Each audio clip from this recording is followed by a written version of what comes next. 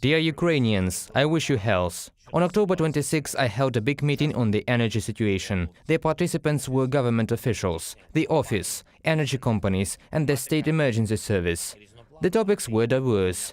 It was recovery of damaged objects, protection of generation, ensuring people's access to energy. The state of nuclear and hydrogen generation was analyzed separately, as well as the situation at the Zaporizhzhia nuclear power plant and the Kakhovka hydroelectric power plant. Russian terrorists have created such difficult conditions for our energy workers that no one in Europe has ever seen or encountered. There were no such threats that our specialists are forced to overcome now, and they overcome them with honor.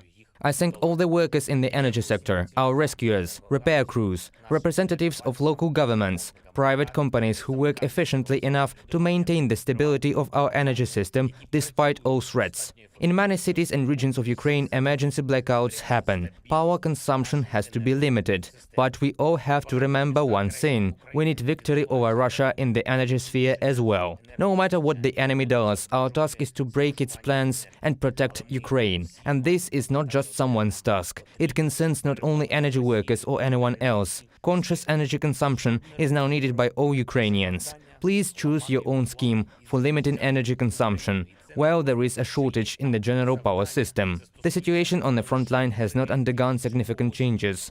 The fiercest battles are in Donetsk region, Bakhmut direction, Avdiivka.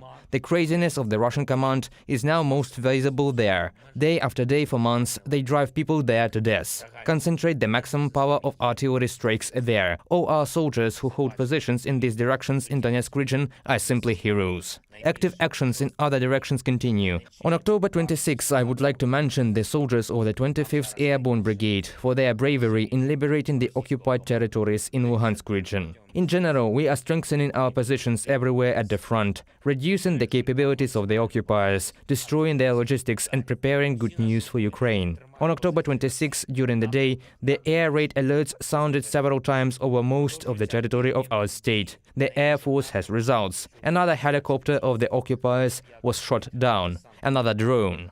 By the way, the total number of downed Russian helicopters is already approaching 250. The Russian occupiers have already lost as much equipment, aircraft and other, as most of the world's armies simply do not have and will never have in service. Russia will not be able to recover these losses. I thank all our fighters for such a gradual and irreversible demilitarization of the enemy.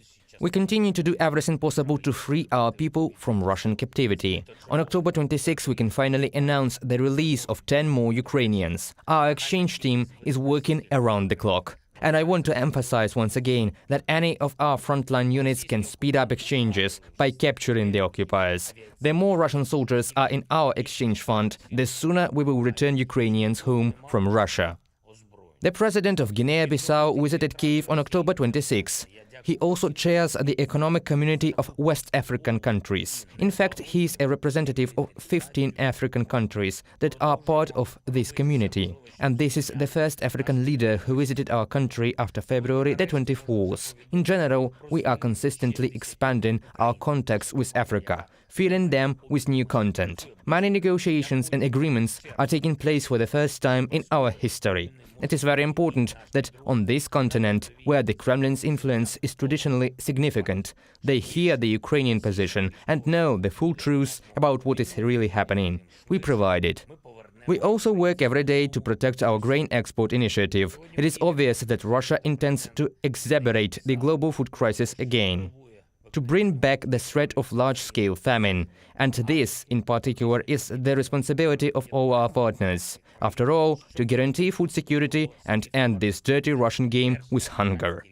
On October the 26th, due to deliberate Russian inhibition of our food exports, the number of ships waiting for the opportunity to meet contractual obligations is already 175. And this is not just some trade problem. This is a deterioration of access to food for millions of people and the threat of an even greater increase in the prices of essential products on different continents, both in Africa and in Asia and in Europe. If, after all, Russia succeeds in the negative scenario, it will end in a new large-scale migration crisis. Russia as a terrorist state is a terrorist in everything and deserves daily increasing international pressure on it. I am grateful to those leaders and those politicians who understand and ensure this. I am grateful in particular to the Senate of Poland, which decided to officially recognize Russia as a state sponsor of terrorism, and such decisions should be adopted by the majority of the countries of the world. Russia itself, by its actions, leaves no alternatives. I thank everyone who helps us fight against Russian terror. Glory to all who fight and work for the freedom of Ukraine. Glory to Ukraine. Слава усім, хто воює і працює заради свободи України. Слава Україні!